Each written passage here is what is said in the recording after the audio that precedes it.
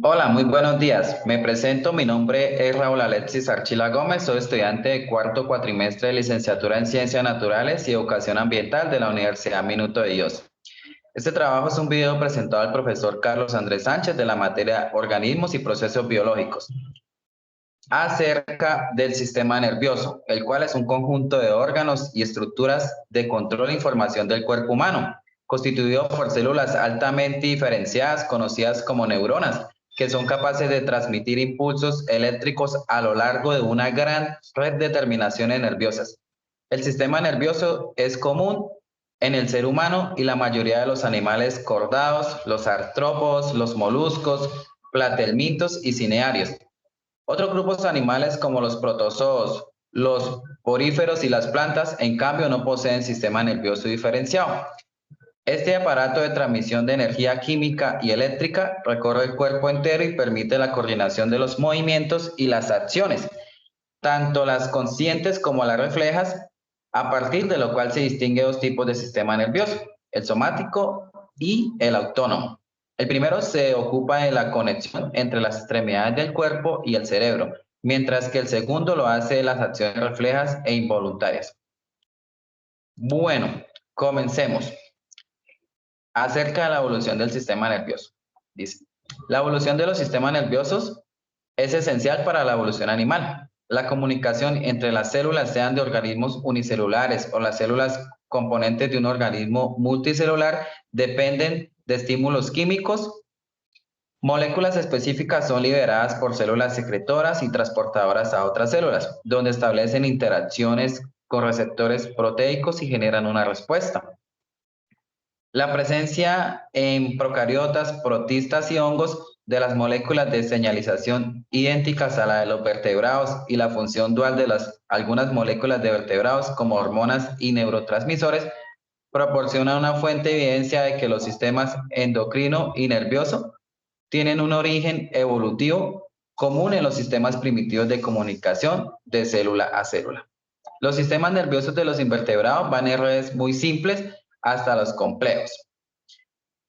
Un caso complejo, por ejemplo, en la lombriz de tierra, los dos cordones se han fusionado en un cordón nervioso doble que corre a lo largo de la superficie ventral del cuerpo. A lo largo del cordón nervioso hay ganglios, uno para cada segmento del cuerpo. El cordón nervioso se bifurca inmediatamente por debajo de la faringe. Las dos ramas vuelven a reunirse en la cabeza, terminando en dos grandes ganglios dorsales. A diferencia de los invertebrados, en los vertebrados el sistema nervioso, que es dorsal en vez de ventral, ha sido notablemente desarrollado. Sus centros principales de procesamiento, la médula espinal y el cerebro, están encerrados y protegidos por los huesos de la columna vertebral y del cráneo. A nivel de los vertebrados, los ganglios cerebrales primitivos experimentan un gran desarrollo y toman un control estructural y funcional preponderante sobre los sistemas ganglionales. Esto sería la encefalización. Este tipo de sistema nervioso resultante de un proceso de encefalización presenta una expresión extrema en el cerebro humano por el enorme desarrollo de la corteza cerebral, probablemente relacionado con el lenguaje. A continuación relacionamos las principales células nerviosas. Las células que componen el sistema nervioso son las neuronas y las células gliales. Aunque las neuronas reciben la mayor atención, también la glía es imprescindible. Se estima que hay unos 86.000 millones de neuronas en el encéfalo humano, mientras que el número de células gliales, dependiendo de la especie, puede ser similar. Las neuronas son células que se comunican entre sí fundamentalmente mediante sinapsis y cada neurona puede recibir información de miles de otras neuronas, enviado a su vez información a otras tantas neuronas. Las partes de la neurona. Las neuronas pueden dividirse en 9 partes diferentes con características distintas y funciones específicas. Dentro de esas está el cuerpo o soma. El cuerpo de la neurona también se denomina soma. Es aquí donde suceden todos los procesos metabólicos de la neurona. Es la región más ancha con una morfología ovalada donde se localiza el núcleo de una neurona y el citoplasma. El núcleo. El núcleo de la neurona es su parte más importante, se localiza en el interior del soma y está delimitado con el resto del citoplasma. En su interior, a su vez, se encuentra el material genético de la neurona, el axón. El axón es un tubo que se origina en el soma de la neurona, en el extremo contrario a las dendritas. Una vez las dendritas reciben los neurotransmisores y el cuerpo se activa a nivel eléctrico, el axón tiene la función de conducir la señal eléctrica hasta los botones sinápticos. En estos botones se liberan los neurotransmisores para informar a la siguiente neurona, las dendritas. Hemos visto cómo el axón transmite la información, pero ¿quién o qué la capta?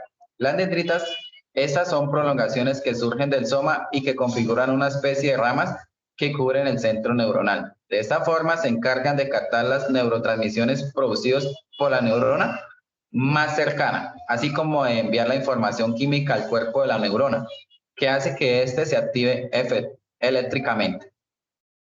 Vaina de mielina. La vaina de mielina recubre o rodea el axón de la neurona. La mielina consiste en una sustancia compuesta por proteínas y grasas.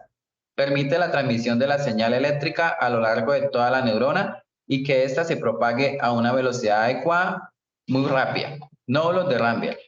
Las vainas de mielina están formadas por unidades separadas entre ellas. Cada una de estas separaciones son denominadas nódulos de Ramberg. Así, los impulsos eléctricos en realidad se transmiten a través de una señal saltatoria justamente en estos nódulos. Sustancia de Nitz.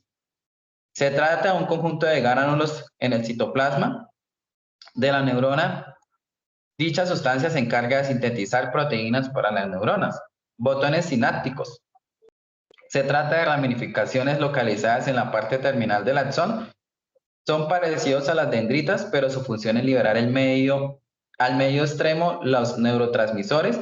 Una vez el impulso eléctrico se transmite por todo el axón. Cono axónico. Finalmente, el cono axónico es la región del cuerpo de la neurona que se estrecha para originar el axón. Se trata de una zona muy enriquecida en canales y transportadores que requieren energía en forma de ATP, igual que las demás células. A partir de esto, el sistema nervioso está estructurado en los vertebrados. El sistema nervioso tiene dos partes principales. El sistema nervioso central está compuesto por el cerebro y la médula espinal. El cerebro, que es el encargado de hacer todos los procesos. En el caso de los seres humanos, está dividido en dos lóbulos, derecho e izquierdo. Y el sistema nervioso periférico está compuesto por todos los nervios que se ramifican desde la médula espinal y se extienden por todas las partes del cuerpo. ¿Cómo se comunican las células entre sí? La acción sucede en la sinapsis, el punto de comunicación entre dos neuronas o entre una neurona y una célula blanco como un músculo o una glándula. Las neuronas se comunican entre sí en las uniones llamadas sinapsis. En una sinapsis, una neurona envía un mensaje a una neurona blanco, o sea, otra célula. La mayoría de las sinapsis son químicas, las cuales se comunican con mensajeros químicos. Otras sinapsis son eléctricas, en ellas los iones fluyen directamente entre células. En una sinapsis química, un potencial de acción provoca que la neurona presináptica libere neurotransmisores. Estas moléculas se unen a los receptores en la célula postsináptica y modifican la probabilidad de que ésta dispare un potencial de acción. Y por último, los principales sistemas sensoriales en los animales, al igual que los seres humanos, los sentidos conectan a los animales con el mundo que los rodea. Por ejemplo, los mamíferos poseemos 5 sentidos: visión, audición, tacto, gusto y olfato. En algunos animales se tienen desarrollados unos sentidos más que otros, como por ejemplo, el tacto está más desarrollado en los mamíferos que en otros vertebrados, llegando a alcanzar en algunas especies suma importancia. Pelos y vibrisas amplifican la capacidad de terminaciones táctiles distribuidas por la superficie del organismo de los animales. Otro ejemplo, como el gato, que tiene los bigotes, también llamadas vibrisas, son órganos sensoriales que ayudan a los gatos a orientarse en su entorno. Están formadas por células nerviosas que captan las vibraciones del aire y los objetos que se encuentran a su alrededor. Por último, para concluir, podemos decir que el sistema nervioso es uno de los principales, pues es quien está en conjunto con el sistema musculoesquelético para dar el movimiento. De parte del cerebro está para generar, en el caso de los seres humanos, el proceso del pensamiento, razonamiento. Entonces, es de bastante cuidado en el caso de los seres humanos de no afectarse, por ejemplo, la médula espinal, porque de ser así, la persona puede quedar con dificultades para la movilidad o en su defecto parapléjico o cuadrapléjico. Muchas gracias. Hasta una próxima ocasión.